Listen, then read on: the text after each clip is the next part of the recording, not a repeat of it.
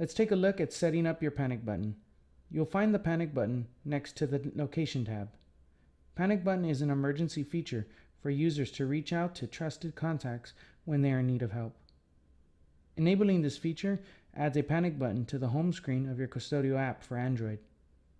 When the button is activated, alerts with location information will be sent from your user's device by SMS text message or email to a trusted contact list. Note that these SMS messages may cost depending on your carrier. Please note that Qustodio cannot replace any services provided by police, ambulance, or fire department. Qustodio will not contact any emergency service on your behalf. To enable this feature, make sure the Enable Panic button is set to Yes. Next, let's add your trusted contact.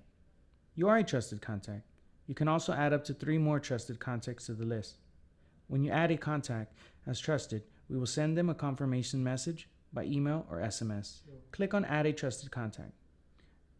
Next, add the name and phone number of a trusted contact that will be contacted if your user presses the panic button. Click Add and you are done. This is the conclusion of our tutorial, and I hope it has been helpful.